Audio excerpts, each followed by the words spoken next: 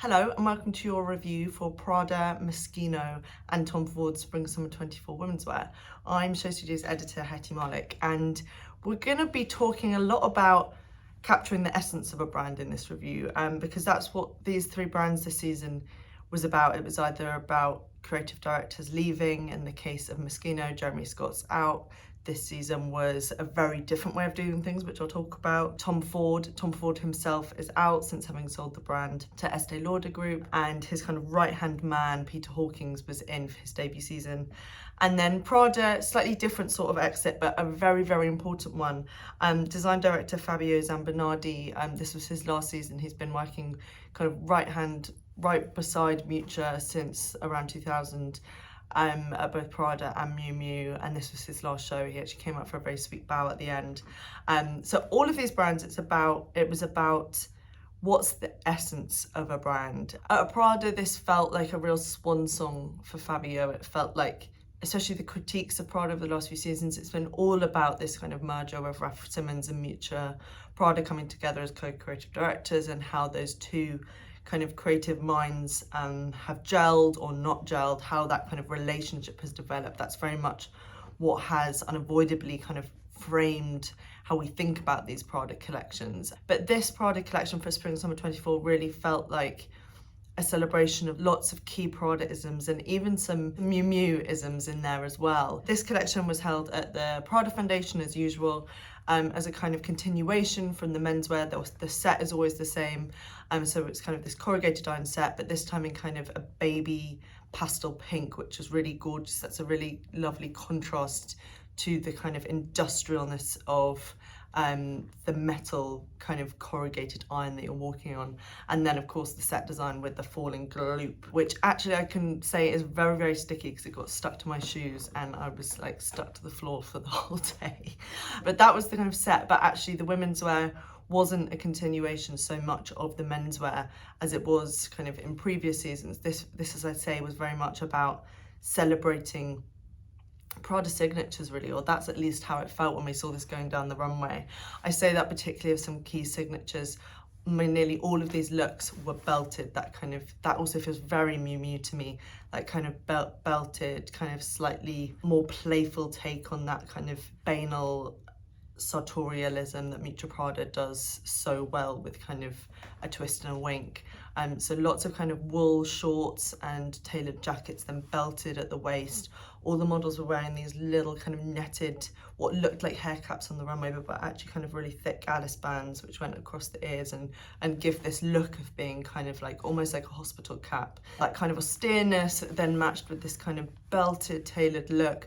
But then that was like mishmashed with this super feminine kind of strips of Georgette coming off dresses in kind of baby pink, baby blue, and as these kind of shift dresses walked down the runway, the strips of Georgette would float behind them and wave, and it was a brilliant kind of contrast to the gloop falling in the middle of the runway. You know, what other signatures do we have in this collection? Great shoes, you know, you always have a great Prada shoe. In this collection, again, it was kind of about a contrast to that austerity, capturing that real contrast that I think is really at the core of Prada and really is what Miu and Fabio really built over the kind of last, 20 years, which is a very long time. Got kind of these silky high heels and pointed high heels in kind of lime greens at some points, and then pinks, and then that's matched with the thickness of this kind of, and the craft of these wool skirts and jackets. This collection also had lots of fringing in it, so whether that was silver fringing coming out from underneath the belts above these kind of grey and black wool shorts,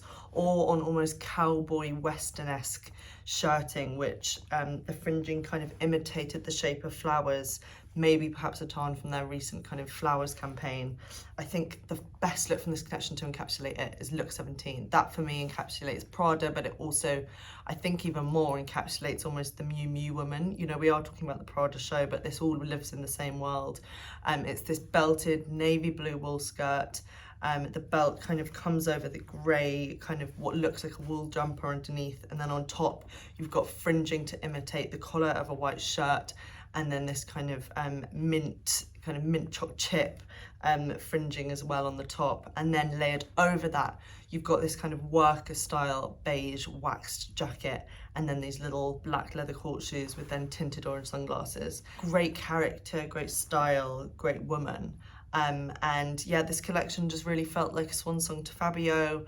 And, you know, it was really sweet. Miu and Raf came out together for their bow, and then Fabio came out and they all had a hug. It will be interesting to see where Prada goes after this without Fabio in the fold. Next, let's talk about Moschino. So this is the first show without Jeremy Scott. However, unlike you'd expect from a brand, basically when a creative director leaves, sometimes the brand will do a few seasons kind of with the in-studio team, before they introduce another creative director who then kind of in today's day and age is expected to kind of rehaul it or do a whole new look. However, for this season of Moschino, because it is their 40-year anniversary, they decided to invite 4 different stylists to kind of interpret the legacy of Franco Moschino, the original founder, in their own way. So the Act 1 was Carlin Sef de Ziel, Act 2 was Gabriella Carifa Johnson, Act 3 was Lucia Liu, and then Act 4 was Katie Grand. And they all did very different takes on Moschino's legacy. And I think it's interesting to invite stylists in to kind of, you know, you wonder, you know, it's interesting talking about Prada with the design director. Their role is very much, very integral, you know, especially with the role of a creative director. They really work so closely and in tandem. The creative director will kind of bounce ideas off them. The design director will come back with kind of more kind of solidified ideas of actually the kind of what the clothes will be in a collection of the garments, and they will then work directly with the design team to kind of direct that. And that's a very different role to that of a stylist, who is the one that has to make that story make sense, you know. They work a stylist typically works very closely with the designer or the creative director and works out kind of what story do they want to tell, what kind of woman, what kind of man, what kind of person are they showing on the runway, and how do they put the clothes together in the best way to tell that story. So it's interesting to put the stylist in the position of the designer, and we weren't given much information about how they worked with the design team, which I'd love to know more about. Was it kind of, you know, just giving the design team a brief of this is the area of Franco's kind of legacy I want to explore, or was it kind of picking specific pieces out of the archive? That's not kind of told to us, but to quickly kind of summarize what they did do, Carlin kind of was looking at, and I quote from the press release, has reimagined Franco Moschino's timeless pieces for the present day.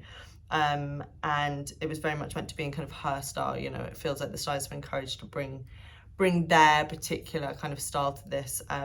Carlin worked very closely with Jeremy Scott over the years. She's very kind of ostentatious, very Italian, she's got a very brilliant kind of humorous over the top style, and this her section, so all the models walked out and then they lined up at the end. Her kind of section of this show was very much about kind of glitterati, lots of kind of diamonds and shimmer, these amazing kind of woolen knitted headpieces with diamonds in them.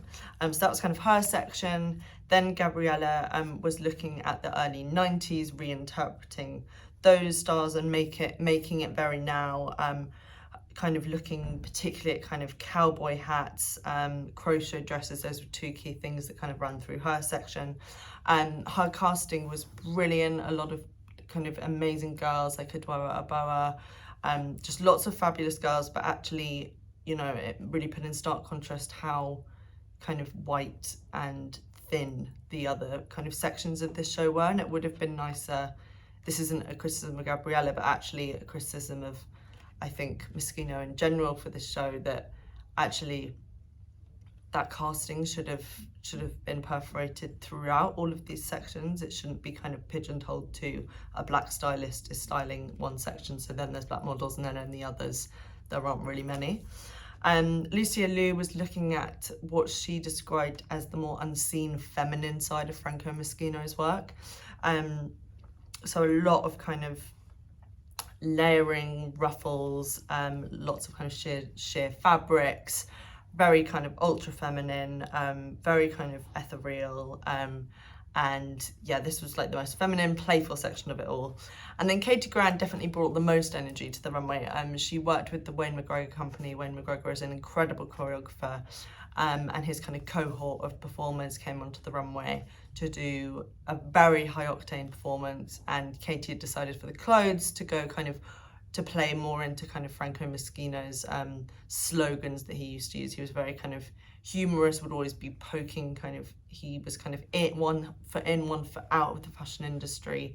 He would always be kind of poking fun at it and being critical of it, very kind of slogan heavy. So all of her kind of dancers who took on the role of models for this were wearing kind of different slogan, kind of black and white bodysuits. And she was kind of going for like something more conceptual. And I must say that even though these weren't obviously the most impressive clothes compared to the other sections, it was the section that felt most energized and exciting. And I think that's what you want to feel really when you're talking about the legacy of a brand like Moschino, which is so popular the world over. I don't know whether as a whole this was necessarily successful. It felt a bit strange, and I wasn't sure what I'd just really seen when I left. And you know, I think fashion keeps dilly-dallying in this idea of getting people to kind of curate collections rather than design them. And it feels like a lack of originality and a lack of kind of thought really, because we just got so unoriginal now that we just have to curate existing ideas over and over and over again. So yeah, not 100% sold on Moschino. Okay, then the big one, the one that everyone's been really excited for aside from Gucci this season, is Tom Ford. So Tom Ford without Tom Ford, what does that look like? Well, it looks like Tom Ford leaving New York and showing in Milan. And this was about his right-hand man, Peter Hawkings, kind of deciding to come back to where it all began, where he began starting with Tom Ford when he was creative director of Gucci in the 90s. And this collection was all about kind of Tom Ford and what he established really at Gucci in the 90s, but thinking about that actually as the original underpinning of the Tom Ford brand, which was founded in 2005. So as I mentioned at the beginning, Tom has left the label. He sold it to Estee Lauder holding companies, but he asked Peter Hawkings he put him forward to be the new creative director. If there's anyone really up for doing this job of kind of, you know, it's a new creative director, a namesake kind of label. It's, you know, the founder's still around. How do you get someone, you know, when you're taking on that role to reinterpret the legacy? What are you doing there? Often we would expect with like the new role of a creative director, as people are at new Gucci, for instance, is that it'll be a complete aesthetic overhaul, complete clean slate, brand new start. But this is slightly different, and I think that's why Tom Ford asked Peter to do this, because Peter's been there at the beginning with Tom. And this collection was very much about consistency, he said in an interview that came out before the show that with Vogue that he doesn't want, his intention at this round isn't to reinvent the wheel every season. He wants to align the menswear and women's wear. He wants to kind of give the consumer something kind of solid and concrete and continuous. And so yeah, this show was very much felt like Tom Ford at Gucci, especially kind of autumn winter 95, autumn winter 96. So a lot of this collection was kind of the Tom Ford silky shirts, like kind of buttoned really low down.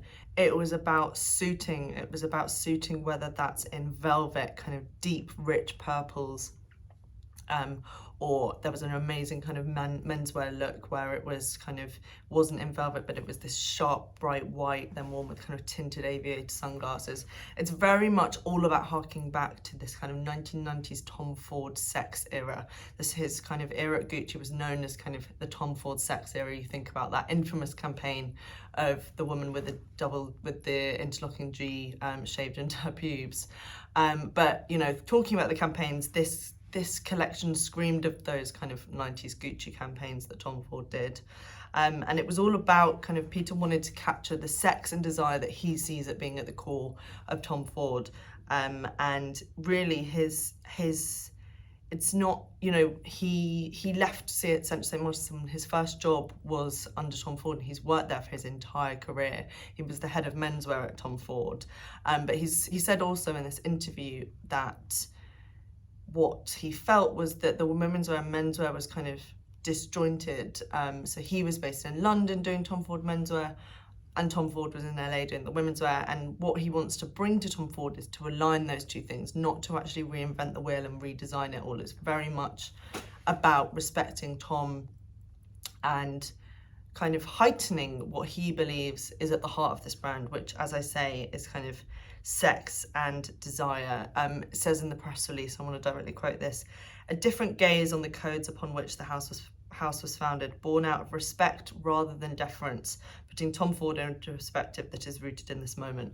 If we're thinking about rooted in this moment, yes, this is very much looking to the past, but it's clever because I think it will sell really, really well, because there is such a market for Gucci archive Tom Ford at the moment, and archive kind of Tom Ford and that kind of look. So to reproduce it on the runway and actually be selling it is really, really clever. And it also is quite a nice thing to kind of reclaim those ideas into the Tom Ford kind of fold and take them away from the context of Gucci. I think the most iconic look in this collection, or looks, were, but in particular was kind of, there was an opening black dress with the gold hardware from, I think it was the 96 runway show and campaign, with those iconic images where Amber Valletta is in the white dress with the kind of gold hardware that cuts through the dress. So those were in this collection. There were iterations in purple with the iconic kind of low scooped back, very much kind of, yeah, this sex, but also for now. So these men and these women on the runway weren't opposed to one another. You know, there's not the kind of power imbalance that perhaps there was in those early Gucci campaigns.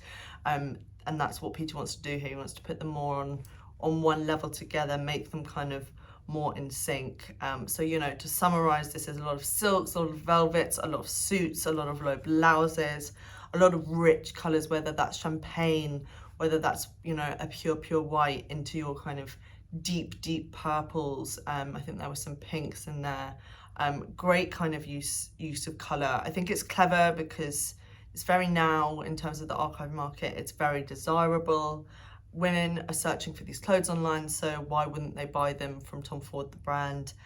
And I think this is setting up Tom Ford to have a more kind of stabilized approach rather than new trends each season. But I think it will be interesting to see how you can maintain that and develop that. My one criticism again is going to come back to casting, because they referenced that they were inspired by the Detroit black supermodel Daniele Luna, who was kind of around in the early 60s, 70s. Again, a time period that feels very Tom Ford, very kind of much what they were looking to. But actually in this show, there was about 60 looks and only about 8 black models, which there's a problem with taking inspiration from a black model and then actually your casting doesn't reflect that. And what would make this collection really now is actually to have a lot kind of more inclusive casting in terms of body size and also in terms of skin color and representation on the runway. Otherwise this does feel almost like a cliche kind of dress up of just some stuff from the archive and kind of trying to capitalize on that, rather than feeling like a really honest and very now and current offering for fashion. But yeah, so a very big day of kind of new beginnings for some really, really big brands. So it'll be really interesting to see what happens with them. Let us know what you think in the comments below. Did you like these shows? What do you think of kind of Tom Ford? Do you think that in the future it can go beyond its legacy of being just kind of Tom Ford Gucci era? How do you build that out? What do you guys think about Prada? How do you think that Raf Simons is doing there? And yeah, we'll see you next time. Thanks for watching.